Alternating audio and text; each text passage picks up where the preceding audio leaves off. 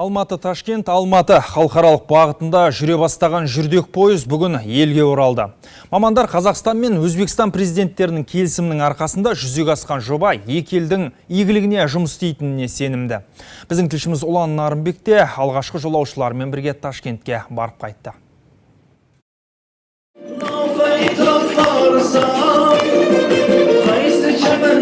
Алматы-Ташкент жүрдек пойызын перронға жиналған қауым сән-салтанатпен жолға шығарып салды. Ұзақ сапардың машақатын білетін жолаушылар енді екі елдің арасын жүрдек пойыз байланыстырғанына дән риза.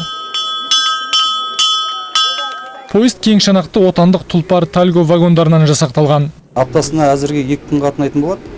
Кейін жолаушылар көбейіп жатса, оны да көбейтеміз. Біздің пойыз сенбі күні, дүйсенбі күндері Ташкентке жүріп тұратын болады.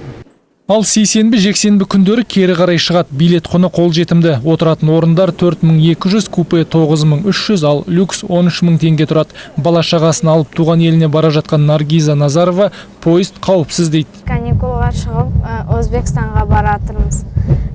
Өзбекстанда Ташкентский облыста Бегабад қаласында менің атам, әжем, тәтелерім, ағаларым тұрады. Жол мұраты жету, ал діттеген жеріңізге жайлы барсаңыз тіпті жақсы. Алматы-Ташкент халықаралық пойызында жолаушыларға барлық жағдай жасалған. Мысалы, мүмкіндігі шектеулі жандарға арналған мынандай арнайы купе де бар. Сондай-ақ мүмкіндігі шектеулі адамдарға билет құны 70% жеңілдікпен сатылады. Жол серіктері де әрдайым көмектесуге дайын.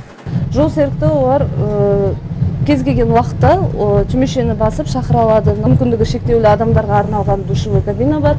Бұл үлкен көп істенген себебі коляскамен де кіруге болады. 900 шақырымға жуық жолды жүрдек поезд 16,5 сағатта жүріп өтті. Алғашқы жолаушылармен бірге келген арнайы делегаттарды өзбек темір жолшылары гүл шоқтарымен күтіп алды. Тараптар поездың шекарадан көп кідірмей өтуіне барынша жағдай жасалатынын айтады. Алматы-Ташкент поезд екі елдің шекарасынан жеңілдетілген тәртіппен өтеді. Өзбекстандық шекарашылар құжатпен жүк тексеруге ең көбі 50, ал қазақстандық әскерилер 30 минут жұмсайды. Яғни тексеруге кететін уақыт 1,5 сағаттан аспайды. Алматы-Ташкент бағытындағы алғашқы жүрдек поезд 600-ден астам жолаушы тасымалдады. Темір жолшылар болашақта жолаушылар санының артатынына сенімді. Ұлан Нарынбек, Ғани Бекенов, қорытынды жаңалықтар.